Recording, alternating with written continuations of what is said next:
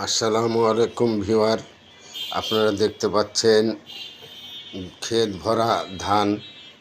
সমস্ত জমিতেই কৃষকরা একেবারে ধান বুনে দিয়েছে। তবে যে ধানগুলি লাল পাকা স্বর্ণ দেখতে পাচ্ছেন, এগুলো আপনার বর্ষার যেটা ইরি বলে সেটাই তারা লাগিয়েছে।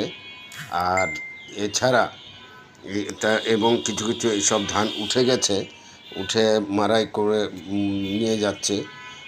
আর কিছু খেতে আছে। তবে আবার এটা করার পর অনেকে স্বর্ণগুটি পরে লাগিয়েছে। তবে অনেকে ওটার পরে এই যে দেখছেন স্বর্ণগুটি এই যে সব লাগিয়েছে। গুটি স্বর্ণ যেটা লাগিয়েছে এটা আপনার ধান প্রায় ক্ষেত অনুযায়ী 25, 27, 28 মণ হয় প্রতি ক্ষেতে। আর ইরি একটু বেশি হয় যদি মানে পানি ক্ষেতে জমার উপরে উপরে থাকে শীষগুলো। যদিও তাদের অন্যান্য খরচ কম, তবে গুটি স্বর্ণাতে একটু খরচ বেশি হলেও লাভজনক। দেখছেন অনেকে পরে লাগিয়েছে, অনেকে আগে লাগিয়েছে, যার ফলে অনেক প্রায় 1 ফিট খানি উঁচা হয়ে গেছে, 100 ফিট। দেখতে অবিরাম সুন্দর সবুজ। আর সবুজ কিছু কিছু সোনালি দেখলেন ধানের, আর এগুলো সবুজ কি সুন্দর, মানে আকাশ সাদা আর সবুজ, একেবারে আসলে একটা দেখার মতো।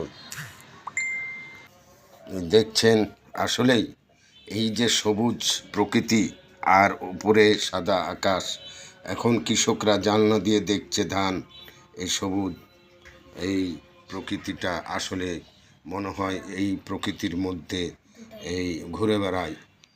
এই ধান যদি ঠিক মতন হয়, বিপর্যস্ত না হয়, তাহলে কৃষকদের খুশির সীমা থাকবে না। দেখছেন এই যে এক ধারে সবুজ আর এক ধারে স্বর্ণের কালার। আর কিছু কিছু জায়গায় এই যে লাগিয়েছে কিছু কিছু একটু কম দেখছেন যারা আরও কিছু কম, যেগুলো কেবল লাগিয়েছে। আর কিছু আগাছা সাফ করছে। এই আগাছা সাফ কিছু কিছু ক্ষেতে আগাছা সাফ না করলে এই আগাছায় ধান